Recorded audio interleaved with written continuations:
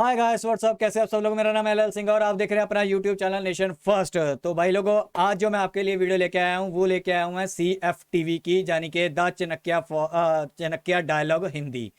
तो चनक्या फॉर्म की ये मेजर गौरव आर्य सर का है। इनकी साइट भी है, वेबसाइट भी है, उस पर जाके भी आप वेबसाइट पे भी इनको फॉलो कीजिए। और इनका ट्विटर हैंडल भी है, उस पर भी मेजर गौरव आर्य सर को फॉलो कीजिए। तो इनके चैनल का लिंक मैंने डिस्क्रिप्शन में दे दिया, इसी वीडियो के साथ वीडियो का भी लिंक ही है। उसके साथ आप अपने मेजर गौरव आर्य सर को भी फुल सपोर्ट कीजिए। ये हमारे देश के एसेट्स हैं जो हमें बताते हैं, जहां हमारे देश के लिए खड़े होते हैं। तो हमारे ही बंदे हैं, हमें अपने ही बंदों को सपोर्ट करना है। इसलिए मैंने इनका लिंक डिस्क्रिप्शन में हर बार वीडियो में बोलता हूं कि अपने इंडियन जो भाई बहन है उनको हमेशा सपोर्ट करो, चाहे जो मर्जी हो सपोर्ट करो, पुरखियों को लात मारो हमेशा।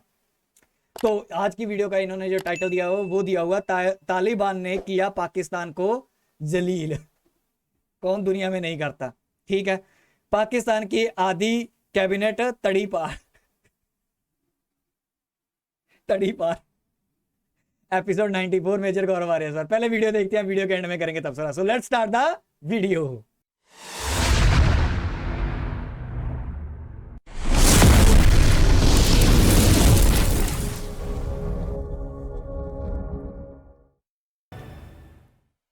जय हिंद दोस्तों, मैं हूं मेजर गौरव आर्य और आप देख रहे हैं द चाणक्य डायलॉग्स। इसके पहले कि आप आगे का वीडियो देखें, मेरी आपसे गुजारिश है, रिक्वेस्ट है, इस वीडियो को लाइक करिए और हमारे चैनल को सब्सक्राइब करना बिल्कुल मत भूलिएगा। तो दोस्तों, शेर मोहम्मद अब्बास स्टैनिक्ज़ाई, शेर मोहम्मद अब्बास स्टैनिक्ज़ाई ये अफगानिस्तान के डेप्यूटी फॉरेन मिनिस्टर हैं तालिबान सरकार के, the Islamic emirate of Afghanistan के।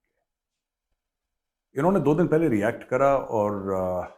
रिएक्ट करा इन्होंने पाकिस्तानी प्राइम मिनिस्टर शहबाज शरीफ की स्पीच पे। अच्छा, पाकिस्तान को आदत है दूसरों के मामलों में हस्तक्षेप करना, कमेंट करना, हर समय दूसरे के मामले में कुछ ना कुछ, क्योंकि पाकिस्तानी अपने दिमाग में अपने आप को आलम इस्लाम का लीडर समझते हैं। सारे मुसलमानों का वो लोग अपने आप को हेड समझते हैं, लीडर समझते हैं, जबकि ऐसी कोई बात नहीं है। बिल्कुल ऐसा कुछ भी नहीं है। ना उनके पास पैसा है, ना उनकी क्रेडिबिलिटी है, ना उनकी कोई सुनता है, ना उनको कोई सुनाता है। लेकिन वो अपने दिमाग में, जैसे एक इंसान की अपने दिमाग में पिक्चर चलती है, तो पाकिस्तानियों की अपने दिमाग में अपनी खुद की एक पिक्चर चल रही है कि साहब बड़े तीसमार खान है। और ये सारे पाकिस्तानियों के साथ प्रॉब्लम है, खासतौर से वो जो गद्दी पे बैठे हैं। तो ये पहुंच गए शहबाज शरीफ साहब और उन्होंने दंदनाते हुए स्पीच में बात करी। उन्होंने पैसे तो मांगे ही मांगे सबको कि साहब हमारा मुल्क डूब गया। उसके बाद इन्होंने वही जो इनकी रस्में हैं,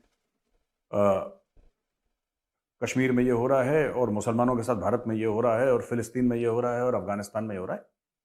बाकी सब लोगों ने पोलाइटली जो बोलना था बोला, इंडिया ने भी बोला और किसी जूनियर डिप्लोमेट के थ्रू कहलवाया। पाकिस्तान का तो हम लोग जबान पे नाम नहीं लेते। तो क्या हुआ कि जब डिप्लोमेट ने जवाब दिया तो बड़ा हिंदुस्तान ने नपातुल्ला जवाब दिया। तालिबान गुस्से में, बिल्कुल जिसको कहते हैं कि तालिबान ने बोला नहीं, अब नहीं छोड़ना इन लोगों को। और ये शेर मोहम्मद अब्बास स्टैनिक्ज़ाई जो उनके डेप्यूटी फॉरेन मिनिस्टर, उन्होंने रगड़ दिया शहबाज शरीफ को। उन्होंने बोला बुलाओ इसको, ठोको, सीधा ठोको। कहा ये लगभग ये कह दिया उन्होंने कि तुम ब्लैकलिस्टेड हो IMF से, तुम्हें पैसे नहीं मिल रहे, तुम भीख मांगते हो, और भाई अगर तुम्हें पैसे चाहिए तो हमारे कंधे से बंदूक क्यों फायर कर रहे हो, हमारे मुल्क का नाम क्यों ले रहे हो। अब पाकिस्तान ने वही रोना शुरू कर दिया कि अफगानिस्तान में टेररिस्ट है। उनका मतलब था तहरीक तालिबान पाकिस्तान। ग्रुप का नाम देखिए दोस्तों, जिस ग्रुप के बारे में शिकायत कर रहा है उसके नाम में भी पाकिस्तान लिखा हुआ है, और ये दोष दे रहे हैं किसी और दूसरे मुल्क को। तहरीक तालिबान पाकिस्तान एक पाकिस्तानी ग्रुप है, एक पाकिस्तानी टेरर ग्रुप है, उसके लिए अफगानिस्तान को दोष दे रहे हैं। हाँ ठीक है, वो लोग अफगानिस्तान जाते हैं, पाकिस्तान में ऑपरेट करते हैं, ये बात सच है। लेकिन पाकिस्तान रो क्यों रहा है TTP को लेकर, मुझे आज तक ये समझ में नहीं आया। ये बात भी सच है कि 250-300 लोग उन्होंने मार दिए पिछले 1 साल में TTP वालों ने पाकिस्तान के अंदर, जिसमें फौजी शामिल, जिसमें सिविलियन शामिल, जिसमें पुलिस वाले शामिल, सबको शामिल। और बहुत बुरी तरीके से उन्होंने पाकिस्तान को रगड़ दिया। लेकिन पाकिस्तान रो क्यों रहा है? पाकिस्तानी था जो बंदर की तरह उछल के गया था अफगानिस्तान के अंदर। 1979-89 के बीच में जब रूस ने कब्जा कर रखा था अफगानिस्तान में, तो पाकिस्तान ने पैसे लिए थे, जियाउल हक ने पैसे लिए थे अमेरिकन ने दखल अंदाजी करने के लिए। वहां पे इन्होंने गृह युद्ध करवा दिया।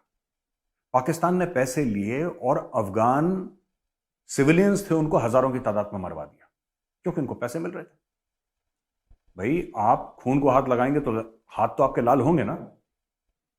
अब इनको प्रॉब्लम हो रही है। इन्होंने ये गिरोह खड़े करे पाकिस्तान में कि ये लोग जाके अफगानिस्तान और कश्मीर में जिहाद लड़ेंगे। अफगानिस्तान में आ गया तालिबान, वो तो जिहाद के बाप हैं, उनके खिलाफ कौन जिहाद लड़ेगा, किसका दिमाग खराब है। और यहां पे इंडियन आर्मी ने लाइन ऑफ कंट्रोल पूरी ब्लॉक कर दी। 370-35 साइड, यहां पे भी जिहाद खत्म हो गया, वहां पे भी खत्म हो गया। जब पाकिस्तान के पश्चिम में जिहाद खत्म हो गया और पूरब में जिहाद खत्म हो गया, यानी कि कश्मीर में, तो जो जिहादी थे वो कहां जिहाद करेंगे, बीच में ही तो करेंगे। और पाकिस्तान बन गया सैंडविच। जैसे दो ब्रेड के पीस होते हैं, बीच में वो खीरा टमाटर मक्खन वक्खन होता है ना चटनी के साथ, वो पाकिस्तान है, वो बन गया। ये पूर्व वाला जो पूरब है, ये ब्रेड का टुकड़ा है लाइन ऑफ कंट्रोल, और पश्चिम का जो ब्रेड का टुकड़ा है वो है ड्यूरेंट लाइन। दोनों बॉर्डर है। अब इसके बीच में जो खीरा टमाटर है वो है पाकिस्तान। अब पाकिस्तान को परेशानी हो रही है कि साहब अफगानिस्तान में टेररिस्ट है। भाई ये माहौल कौन लाया, इस माहौल को किसने जन्म दिया, तुम क्यों बने चौधरी, तुम क्यों आलम इस्लाम के तुम बॉस बने, क्यों तुमने अमेरिका से पैसे लिए। और सबसे बड़ी बात, चलो जो तुमने रूस के खिलाफ जो काम करना था वो तो तुमने कर दिया, वो कहानी खत्म हो गई। जब 9/11 हुआ फिर उन्होंने 20 साल पैसे लिए, ये देखिए डोनाल्ड ट्रंप का ट्वीट, जो आई थिंक 1 जनवरी को उन्होंने भेजा था। ये ट्वीट देखिए डोनाल्ड ट्रंप का, पाकिस्तान के बारे में क्या खूबसूरत बात उन्होंने कही है। ठीक है दोस्तों, ये तो पहली खबर थी। देखिए मुझे लगता है पाकिस्तानी को थोड़ा सा सोचना चाहिए। जब आतंकवादी आपको जलील करना शुरू कर देना, तब आपको अंदर झांक के देखना है गिरेबान में कि बॉस हम गलत कहां जा रहे हैं। तालिबान तो यही करते हैं, आतंकवादी करते हैं, यहां पे बम फोड़ दिया, इसको मार दिया, चलो उनकी सरकार है, कोई बात नहीं। और जब ऐसे लोग जो एक्सट्रीमिस्ट एलिमेंट हैं, अगर हम उनको आतंकवादी ना भी बोलें, क्योंकि तालिबान ने कभी, तालिबान ने जिसको कहते हैं कि अफगानिस्तान के एरिया के बाहर जाके कभी ऑपरेट नहीं करते, तो हो सकता है उनको उस सेंस में आतंकवादी कहना गलत हो, क्योंकि वो अपने ही मुल्क पे कब्जा करना चाहते हैं। उन्होंने कभी बाहर ये नहीं बोला कि हमें हम इंडिया पे अटैक कर देंगे, अमेरिका पे अटैक कर, ये सब करते नहीं वो लोग, तालिबान वाले। वो अपने मुल्क के अंदर खुश हैं। लेकिन पाकिस्तान को सोचना पड़ेगा कि तालिबान जैसी अगर हुकूमत पाकिस्तान को ये कह रही है, यू पीपल आर यूजलेस, तुम लोग भिखारी हो, हमारे कंधे पे रह के भीख मत, और हमारे बारे में क्यों बोलते हो। ये 10 बार हाथ जोड़ के अफगान तालिबान बोल चुका है पाकिस्तान से कि भाई, बड़े भाई, हमारा नाम लेके भीख मत मांगो। अफगानों ने यह बोला है कि हम एक खुददार कौम है, हम एक सेल्फ रिस्पेक्टिंग कौम है, ठीक है, हम एक स्वाभिमानी लोग हैं, हम भूखे सो जाएंगे, हम भीख नहीं मांगेंगे। इन्होंने 10 बार पाकिस्तान को बोल दिया कि हमारे नाम पे क्यों दुनिया से भीख मांग रहे हो यार तुम, हम भूखे सोने को तैयार, हम भीख नहीं मांगेंगे, हम खुद अपने मुल्क को बनाएंगे जैसा टूटा फूटा है, लेकिन हमारा, हम स्वाभिमानी लोग हैं, हम पेट पे पत्थर बांध के सो जाएंगे।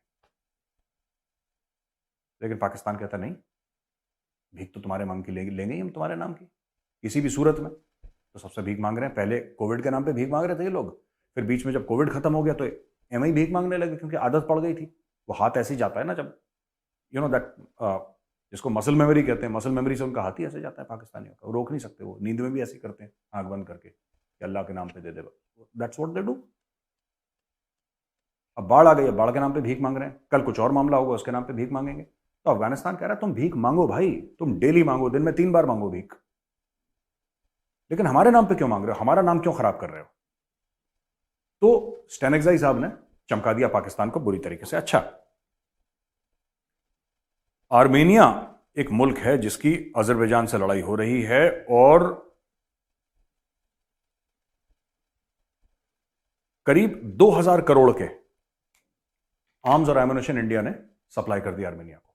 और इसमें जो सबसे बड़ा सप्लाई करा है इंडिया ने, वो है पिनाका रॉकेट्स। आप एक छोटा सा वीडियो देखिए तो आपको पता लगेगा पिनाका है क्या असली में, जो इंडिया ने दिया है।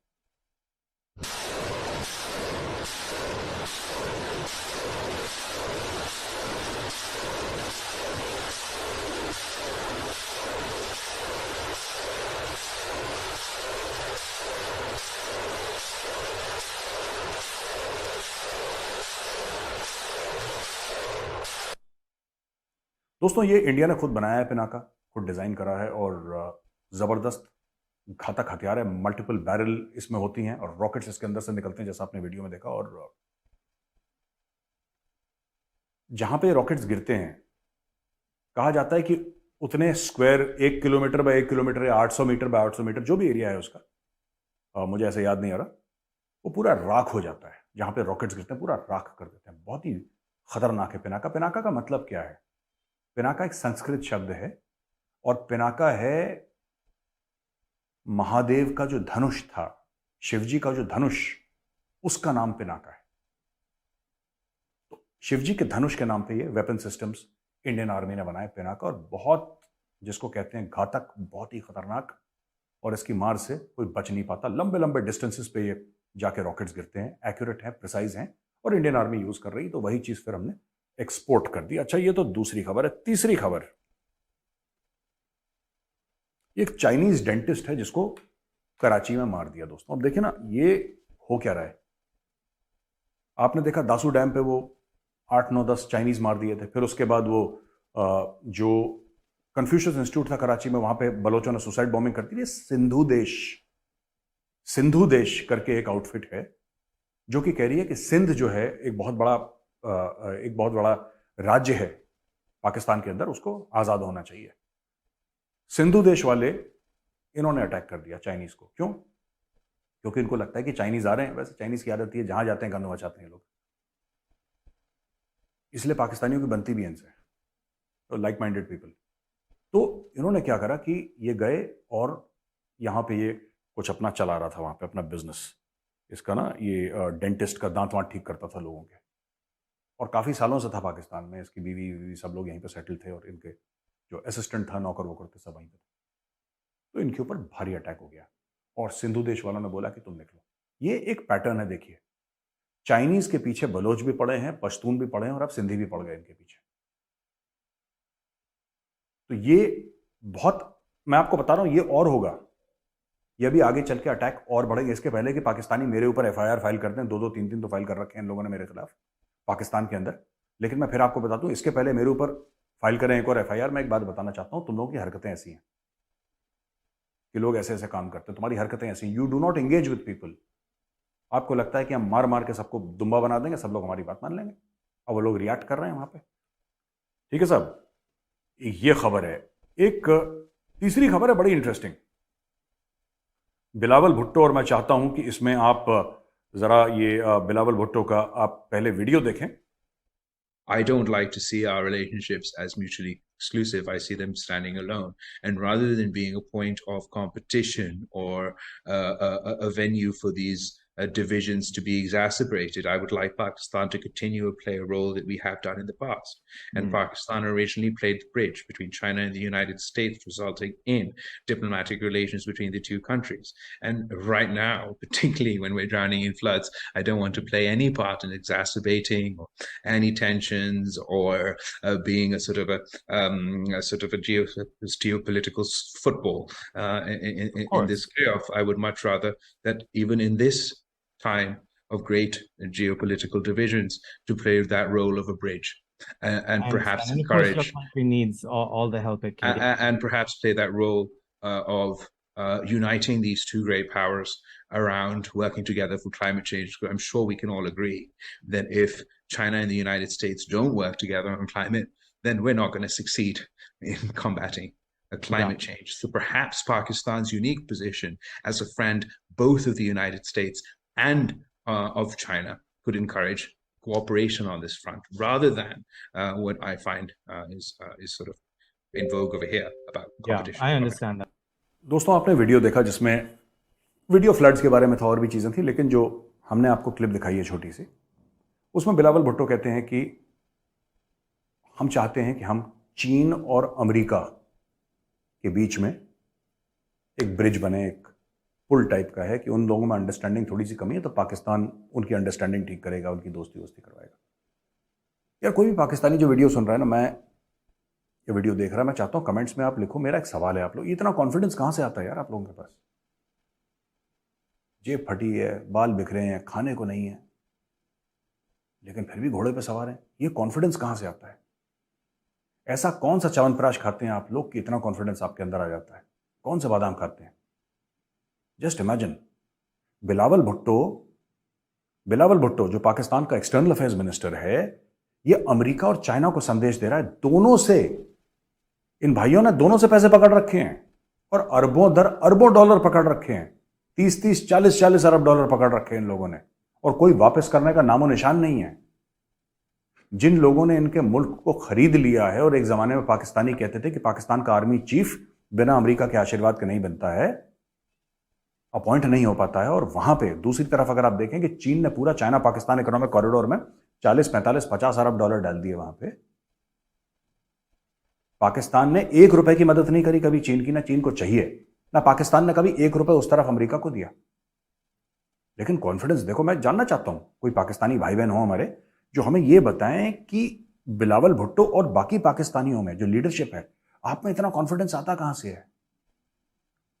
सबसे पैसे मांगने हैं 2 3 बार। मतलब एक होता है ना कि you walk around with your hat in your hand, आपने एक बार हाथ में टोपी लेके, हाथ में कटोरा लेके आपने सबसे भीख मांगी।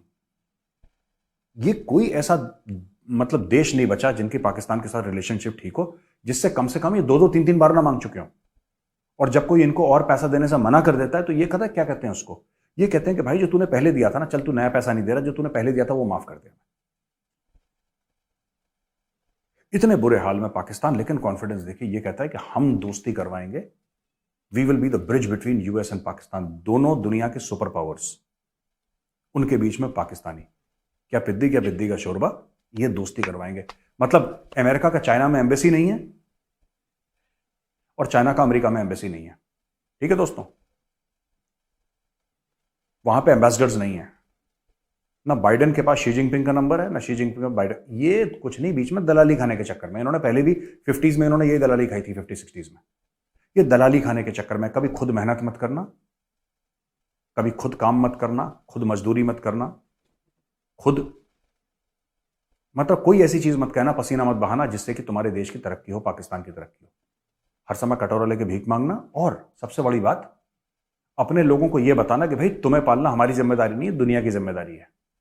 दुनिया पालेगी तुम्हें क्योंकि तुम्हारे पास न्यूक्लियर वेपन है, इसलिए दुनिया की मजबूरी है तुम्हें पालना। तुम कितने बड़े नालायक हो, दुनिया की मजबूरी है तुम्हें पालना। तो ये भाई लोग अब लगे हुए हैं इस चीज में।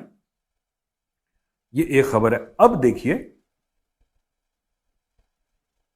जो हिजाब वाला मामला था ना, आपको याद होगा, जो ईरान में अभी भी चल रहा है हिजाब वाला, आप समझ लीजिए तालिबान के अंडर, तालिबान जो बिल्कुल कट्टर मुस्लिम देश है। मतलब मुझे नहीं लगता कि तालिबान से कट्टर कोई हो सकता है। सऊदी अरब भी इतना कट्टर नहीं जितना तालिबान है। वहां की औरतें सड़क पे आ गई ईरान में अपनी बहनों के सपोर्ट के लिए कि हिजाब विजाब हटाओ ये, ठीक है। तालिबान को हवा में गोली चलानी पड़ी उनको, तितर बितर करने के लिए, भागो यहां से। फिर थोड़ी देर के बाद वो औरतें आ गई।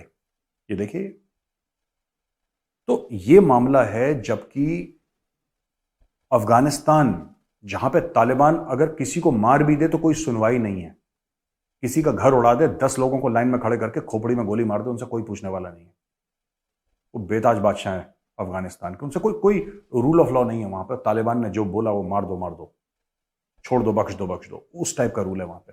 वहां की औरतें अपनी जान पे, जान हथेली पे रख के, रादर जान हथेली पे रख के सड़क पे आ गई और आवाज उठा रही हैं। एक टर्किश सिंगर है, वो भी बड़ी यंग सी लड़की है, वो स्टेज पे उसने अपने बाल काटे। ये बाल काटने की जो रस्म है ये चल पड़ी है ईरान से, जहां पे औरतें अपने बाल काट रही हैं और बोल रही हैं कि हिजाब जो है नर्क है, इसको फेंको, आग लगाओ इसमें। और तुम ये चाहते हो ना हम अपने बाल ढकें, इसीलिए तुम हिजाब करते हो ना कि हम अपने बाल ढकें, लो हमने बाल ही काट दिए। ये एंगल है बाल काटने का। उस टर्किश सिंगर ने, जो कि एक मुस्लिम कंट्री है टर्की, उस सिंगर ने स्टेज पे अपने बाल काट दिए, फेंक दिए।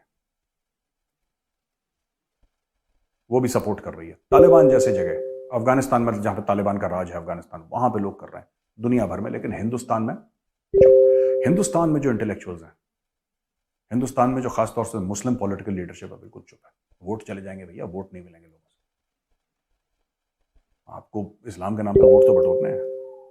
मुसलमान का क्या हाल है, बच्चों ने पढ़ाई करी नहीं करी, उनका सोशल स्टेटस क्या है, कितनी तरक्की, उससे कोई मतलब नहीं है। हिजाब चलने दो, हिजाब के नाम पे पॉलिटिक्स चलने दो। तो यही काम हो रहा है कर्नाटका में, यही तो हुआ है। अब आप देखिए, ये सब मैं आपको प्रूफ दिखा रहा हूं। और एक और स्टोरी है जो पाकिस्तान की है कि इशाक डर अभी नए फाइनेंस मिनिस्टर हैं। तो यहां पे लिखा है कि he is no longer proclaimed offender. यार पाकिस्तान में ना सबके ऊपर एफआईआर है। इमरान खान के ऊपर दहशतगर्दी का एफआईआर है, वो कहते हैं टेररिस्ट है, आतंकवादी है। अपने खुद के फॉर्मर प्राइम मिनिस्टर को, इमरान खान तो प्राइम मिनिस्टर था कुछ महीने पहले, कहता नहीं भाई ये तो दहशतगर्द है, इसको टांगो। ठीक है, ये इसको दहशतगर्द कहता है, वो नवाज शरीफ को चोर डाकू कहता है। इशाक डर के ऊपर अलग एफआईआर है। ये इनकी आधी कैबिनेट तो तड़ी पार है। तड़ी पार समझते होंगे आप, ये तड़ी पार है। सब कोई बाहर रह रहा है, कोई अंदर रह रहा है, पता नहीं क्या माहौल है।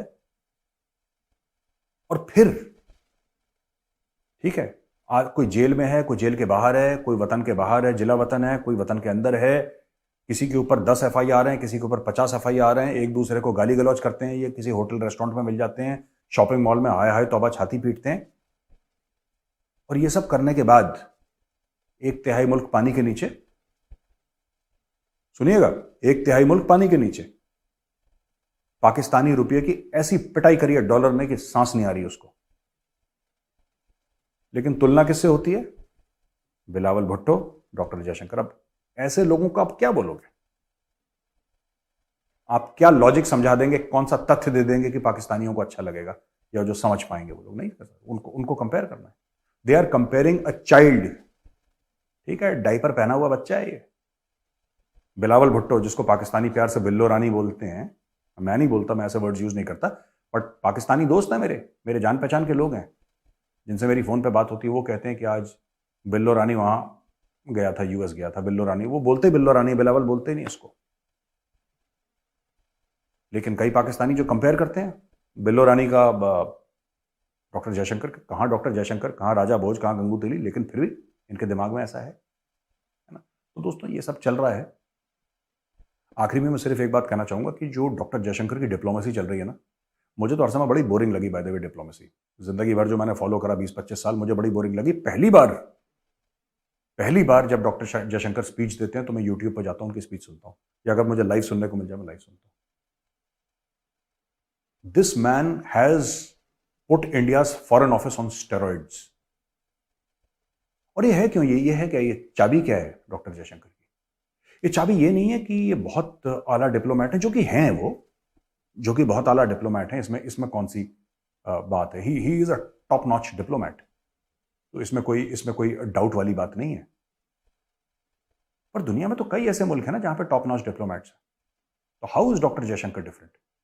मैंने एक बात देखी है कि जो डॉक्टर जयशंकर में मैंने बात देखी, जो भारत के लिए प्रेम है, जो भारत के लिए समर्पण है, जो भारत के लिए एक दिल में कि हाँ मैं इंडियन हूं यार, मुझे अपने ना देश को ऊपर लेके जाना है, मुझे अपने देश को रिप्रेजेंट करना है, और मुझे अपनी देश की गरिमा बढ़ानी है, अपने देश की शान बढ़ानी है ग्लोबल प्लेटफॉर्म पे। मुझे ऐसा लगा है, जो मैं पिछले साल भर से देख रहा हूं, बड़े क्लोजली देख रहा हूं, I think this is the emotion that drives doctor Jaishankar. This is the emotion that is driving India's foreign office. It is not just that he is an exceptional diplomat, because he is, पर दुनिया में कई और exceptional diplomat हैं. आज की तारीख में आप किसी से भी, अमेरिकन हो, पाकिस्तानी हो, पाकिस्तान के अंदर तो उनको रॉक स्टार मानते हैं डॉक्टर जयशंकर को. जब भी पाकिस्तानी से बात करें, यार क्या आपका फॉरेन मिनिस्टर है, यार क्या आपका तगड़ा फॉरेन मिनिस्टर है, पाकिस्तानी मुझसे बोलते हैं.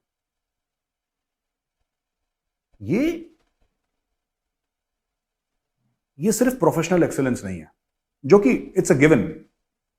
ही is a foreign minister, he will be professionally excellent, and there have been many foreign ministers in India in the past. और दुनिया भर में हर एक मुल्क का फॉरेन मिनिस्टर होता है, तो कोई ऐसी फॉरेन मिनिस्टर होना अपने आप में कोई इतनी बड़ी बात नहीं है. बड़ी बात है देश के लिए, पर दुनिया में कई है.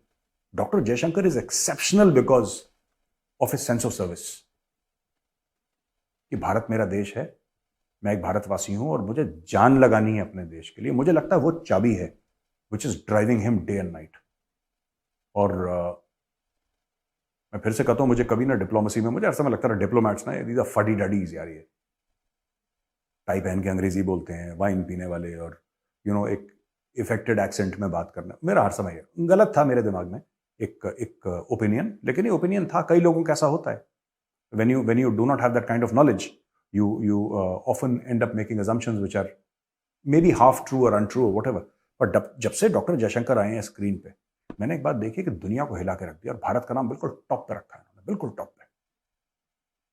तो we are lucky that we have doctor Jaishankar as our external affairs minister. And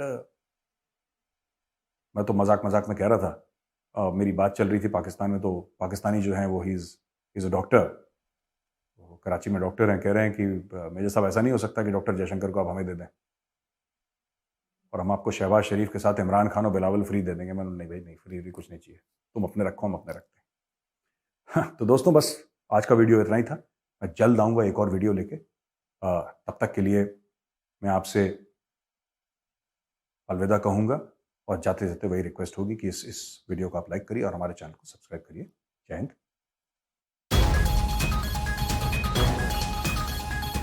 तो भाई लोगों यहाँ पे होगी वीडियो ख़त्म। आपने देखा मेजर गौरव आर्य सर ने बताया कि कैसे कटोरा खान जो है, कटोरा खान तो अब रहा नहीं, तुर्किस्तानी है, ये कैसे जाके उसके अफ़गानिस्तान के बंदों को उनके लिए भीख मांगते हैं। तो वही है, बीच में से कट मिलेगा ना, क्योंकि थ्रू इनके जाएगा। हो सकता है कि उनको दे ही ना ये आगे जो सामान है या पेमेंट है या कुछ भी है, ये आगे दे ही ना। तो इनको अपना मुल्क नहीं दिखता। पैलेस्टाइन में घुस जाएंगे, कश्मीर में घुस जाएंगे, हमारे हिंदू भाई जो मुस्लिम हैं इनके बीच में घुस जाएंगे, ठीक है।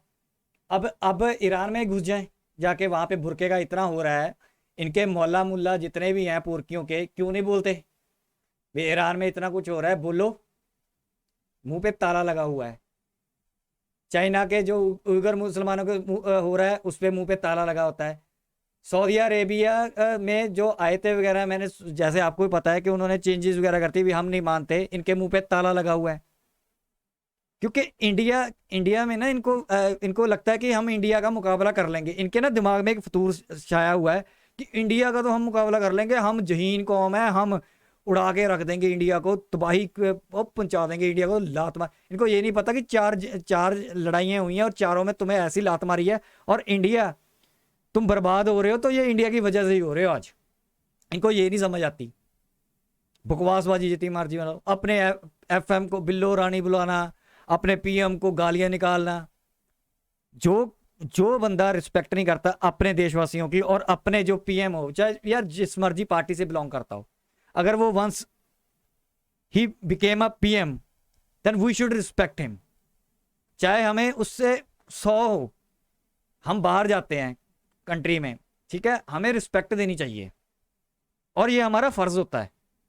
आप इलेक्शन में उसको, इलेक्शन यहाँ होते हैं, उसको इलेक्शन में हरा के चाहे उतार दो सीट से, that is a different thing. But if you go outside ना, चाहे फिर जैसा मर्जी हो, फिर आपको चाहे कोई भी मिनिस्टर हो, उसकी रिस्पेक्ट हमें दिखानी पड़ती है। उससे क्या होता है कि जो अपना देश होता है ना, उसका वैल्यू पता चलती है लोगों को, उनको समझ आती है कि यार ये अच्छे लोग हैं, चाहे जो मर्जी है। ये क्या करते हैं, गालियां निकालते हैं, चोर के पोस्टर लगा देते हैं, गलत चीजें बोलते हैं, ठीक है। तो मैं तो मेरे लिए तो यहाँ पे अगर राहुल भी जीत जाए ना, मैं ये आपको ये कह रहा हूं, राहुल गांधी भी जीत जाए, मैं ये नहीं कहता नहीं हो सकता, हो सकता है, जीत जाए, मैं उसको भी इंटरनेशनल प्लेटफॉर्म पे कभी नहीं बोलूंगा, चाहे इंटरनली मैं अपने देश में जो मर्जी कहूं। इंटरनेशनल प्लेटफॉर्म पे जाके, जहाँ बाहर खड़ा होके, मैं मान लो वो बाहर गया हुआ है कहीं, UN में है या फिर यूरोप में है, या वहां जाके नारे मैं तो नहीं लगाऊंगा अपने PM के खिलाफ। मैं तो कभी उसको गलत नहीं, इंडिया में रह के मैं चाहे उसको, अगर मेरे उसके साथ प्रॉब्लम है तो मैं उसको यहाँ पे जाके नारे भी करूंगा, जो मेरे जो होंगे, मेरा जो उसके साथ होगा कि मेरे को ये पॉलिसी अच्छी नहीं लगती, उसके खिलाफ मैं बोल लूंगा, लेकिन मैं इंटरनेशनली नहीं बोलूंगा, क्योंकि वहां पे आप अपनी इमेज अपने देश की खुद ही खराब करते हो। तो ये पोरकियों का हाल है, इनको अकल उकल है नहीं, पूरी दुनिया में गंद डाल रखा है इन्होंने। तो आपने देख लिया, चाइना वही लाइक वाइज मेंटालिटी है, चाइना का भी यही हाल है, ठीक है। तो इनका भी वैसे ही हाल है, पोरकियों का डॉक्टर मार दिया, ये मार दिया, वो मार दिया। सिंधु देश की अब आवाज और बुलंद होगी, क्योंकि BLA ने TTP के साथ कर लिया, अब सिंधु वाले कहेंगे कि हम BLA के साथ कर लेते हैं टैप। तो ये सारा इनकी खिचड़ी पक रही है अंदर अंदर से, ये अंदर अंदर से उबल रहे हैं, इनको ये नहीं दिख रहा। अब जो बाढ़ आई हुई है ना, ये भी ये लोग 3-4 हजार जितने भी ये कहते हैं 3-4 करोड़, लोग हैं जो जिनके छत नहीं रही सिर पे, उनको कुछ मिल नहीं रहा, वो भी अंदर से तड़प रहे हैं, उसमें से 1% भी लगा लो अगर वो भी टीटीपी और उनके साथ मिल गए जाके, फिर क्या ये होना है ये, क्योंकि देश जो है झूठ पे बना था और ये एक दिन 2047 को झूठ पे ही खत्म होने वाला है। इसकी लाइफ स्पैन 100 ईयर्स की है, 100 साल में ये 1 सेंचुरी पार नहीं करेगा, ये खत्म हो जाएगा देश, इसके टुकड़े हो जाएंगे 3-4, और होना ही है ये, इसकी बहुत बुरी हालत है। तो आप सब ने देखा, आप ना जो जितनी वीडियो आपने जितनी आप मेरे साथ अभी देख रहे हो, मैं आपका शुक्रगुजार हूं कि आप बातें सुनते हो ध्यान से, हमें सुननी चाहिए, ठीक है। कभी हमें बोलना पड़ता है किसी के सामने तो हमें नॉलेज होनी चाहिए, इसलिए मैं वीडियो देखता हूँ आप लोगों के साथ। और मेरे को भी कई चीज़ें नहीं इसमें, जैसे मेजर गौरवारे सर ने कई चीज़ें बताई हैं, है सभी पुरानी हैं, जितनी इतने न्यूज़ देख लिया ये पुरानी न्यूज़ होंगी, इनसे पहले न्यूज़ अब ब्रेकआउट हो जाती है। लेकिन क्या होता है कि उसमें कुछ और चीज़ें भी मिलाई जाती हैं या और चीज़ें भी बताई जाती हैं, वो हमें सुननी होती हैं, ठीक है। इससे ही हम एकजुट हो पाते हैं।